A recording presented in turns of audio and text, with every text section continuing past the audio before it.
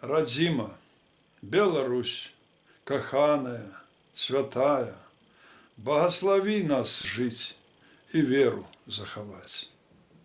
Наталья Арсеньева.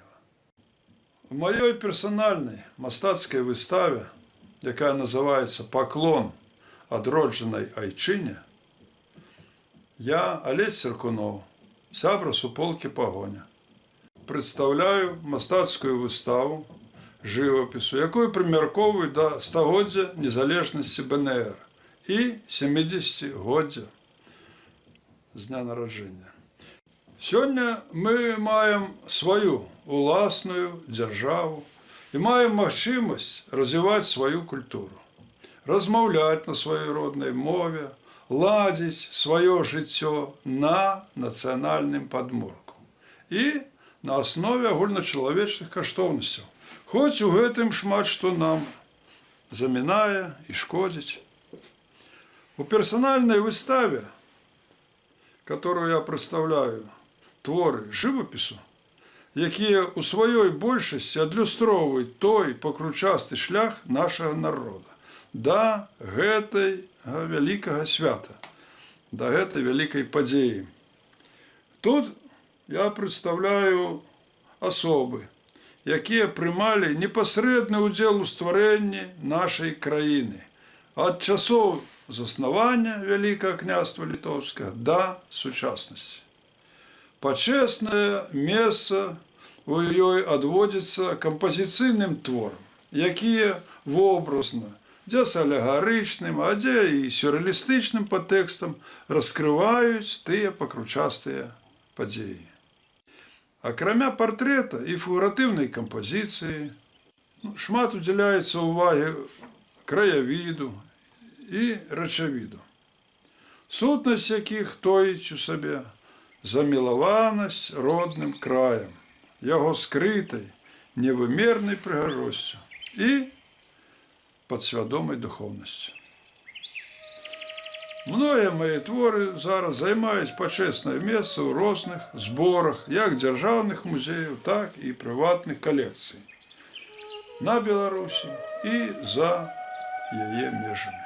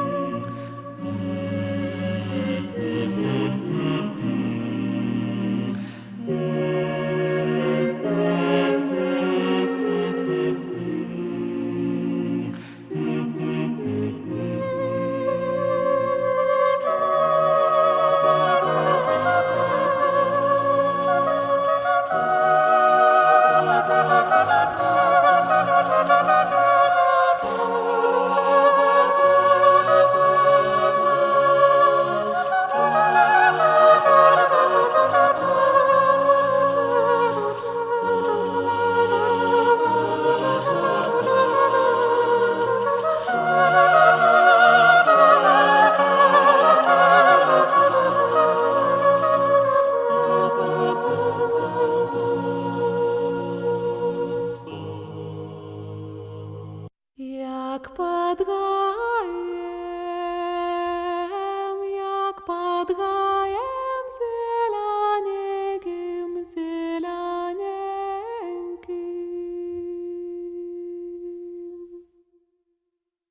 Там збирала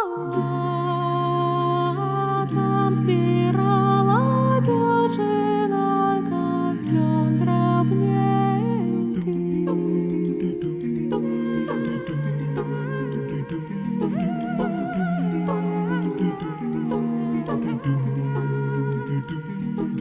Як під гаєм зелененьким, зелененьким.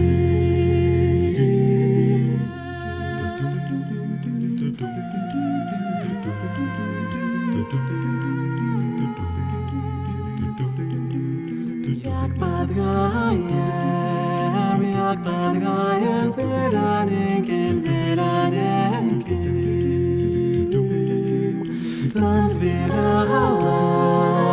Там збирала дівчинка льон дрібненький.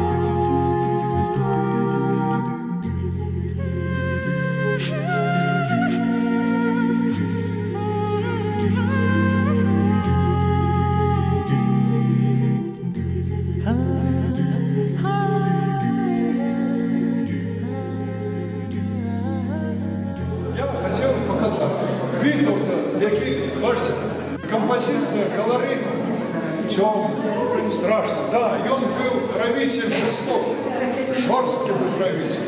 И он не церемонился не только с ворогом, и он и своих не шкодовал. Коли бачил, и он не может дельничали наши люди, поляки, белорусы были. Была другая армия, польская армия, якая была со згоди Сталина, по инициативе Урада Англии, Великобритании, вот, с инициативы Сикорского, это польские кулади, які емігрували в 1939 году у Лондон, тисяч вельми шмат було.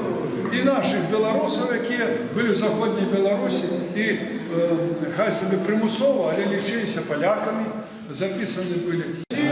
Так і в Африку, в Євгипте, там энергизовались, доходили до нормального стану, потому что мы были уже заморенные в лагерях. В 1939-м и только в 1941-м выпустили. Конечно, Ахвяра Муравьева-Вешенник. Вот.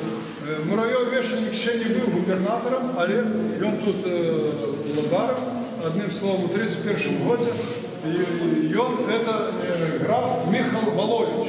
Это вельми геройский человек. И он потом зробив отряд, повстанський отряд с доброохотников.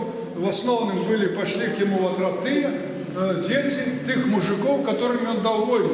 И некоторые мужики пошли к нему в отряд. И они были, их не уловить были, их было и так далее. И они были как те самые касінери. То есть... Тільки в серці тривожним почую за країну родимую жар. Вспомню острую браму святую и вояков на грозных конях.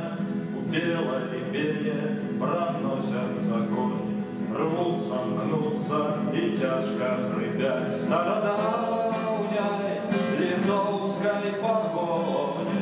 Не разбить, не спынить, не стрымать стародавней литовской погони. Не разбить, не спынить, не стрымать. У безмежную даль вы летите, а за вами продувами ходы. Вы закинь у погоню спяшите, те шляхи ваши идут и куды. Мон, яны, Беларусь, понеслись за твоими дядьми на устаком, что забыли, тебе отраклись, продали и отдали в полон, что забыли, тебе отраклись, продали и отдали в полон. Бійте у серці, бійте м'ячами, не давайте дайте чужинцями бить, хай почують, як серця ночами по родимой сторонце болеть. Матерь родная, Матерь Украина, не стишится эта боль. Ты пропаш, ты прими своего сына, за теперь ему мерти дозволь. Все лятусь и лятусь, ты як коні, сребной зброєй далеко гремять, стародавней литовской погони не разбить, не спынить, не стремать. Стародавней литовской погони не разбить, не спынить, не стремать.